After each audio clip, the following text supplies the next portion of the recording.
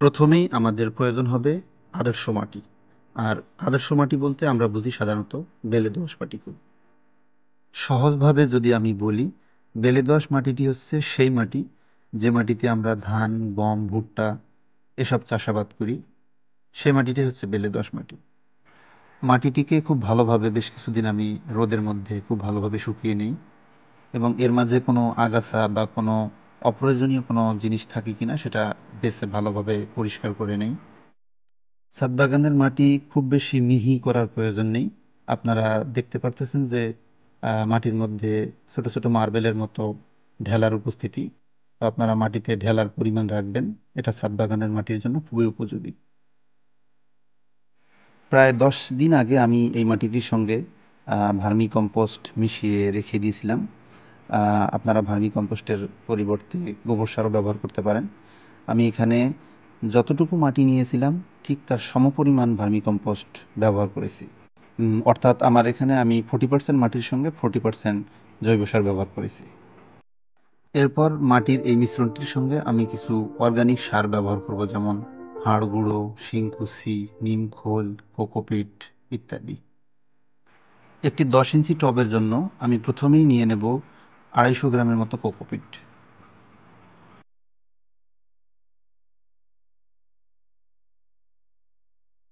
এরপর নিয়ে নেব শিংকুচি, প্রায় 100 গ্রামের মতো শিংকুচি আমি নিয়ে নেব।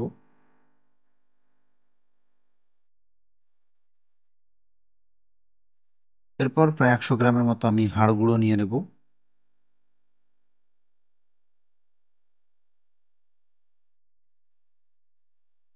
এরপর সমপরিমাণ অর্থাৎ 100 গ্রামের মতো নিম খৈল নিয়ে নেব।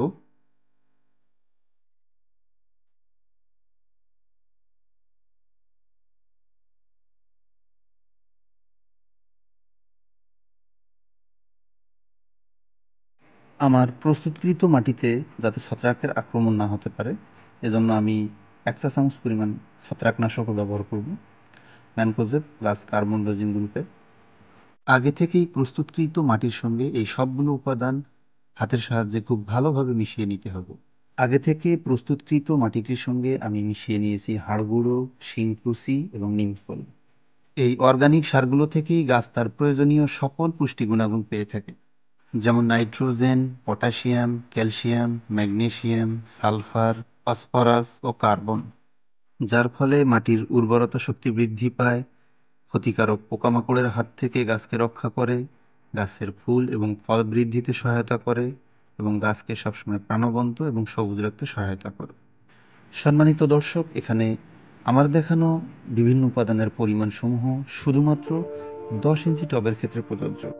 তবে আপনারা চাইলে উপাদানের পরিমাণসমূহ বাড়িয়ে নিয়ে অথবা কমিয়ে নিয়ে ছোট টব অথবা বড় টবে ব্যবহার করতে পারবেন। দর্শক, আমাদের মাটি প্রস্তুত করার কাজ একেবারে শেষ। তবে মাটি প্রস্তুত করেই সঙ্গে সঙ্গে এর মধ্যে গাছ রোপণ করতে যাবেন না। সেক্ষেত্রে গাছের ক্ষতি হওয়ার সম্ভাবনা খুবই বেশি। কারণ মাটির এই মিশ্রণটির সঙ্গে আমরা যে উপাদানগুলো মিশিয়েছি সেগুলো থেকে সৃষ্ট গ্যাসের ফলে আমাদের চারা গাছের ক্ষতি হতে পারে, এমনকি আমাদের গাছটি মারাও যেতে পারে। তাই প্রস্তুতকৃত মাটিটিকে আমরা এই টবের মধ্যে অথবা বস্তার মধ্যে বেশ কিছুদিন রেখে দিতে পারি, 2 থেকে 3 দিনের কম নয়। দর্শক, 2 থেকে 3 দিন পর আমাদের প্রস্তুতকৃত মাটি দিয়ে আজকে আমরা একটি চারা গাছ রোপণ করে দেখাবো। তার আগে টবের পানি নিষ্কাশন ব্যবস্থা কিভাবে করতে হয় আমি সেটা নিয়ে আলোচনা করব।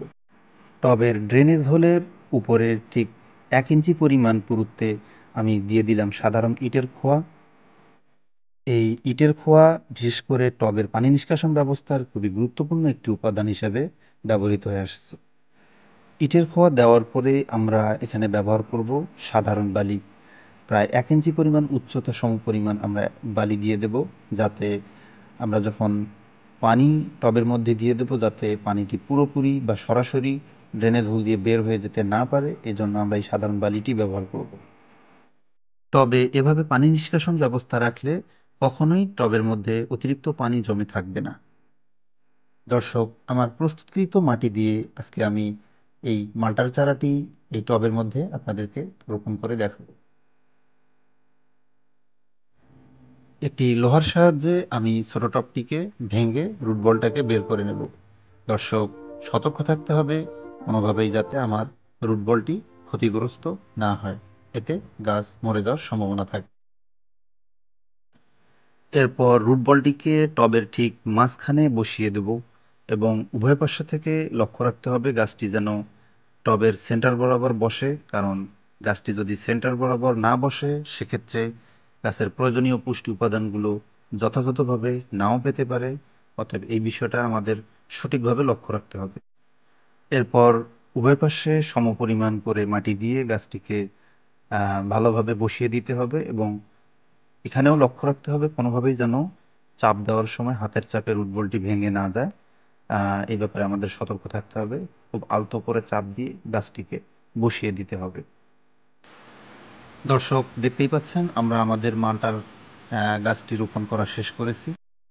ঠিক এভাবে মাটি তৈরি করে ছাদ বাগানে আপনারা আপনাদের টবে অথবা হাফ ড্রামে অথবা বালতিতে যে যেখানেই যেভাবে পারেন এভাবে মাটি প্রস্তুত করে আপনারা গাছ রোপণ করতে পারেন।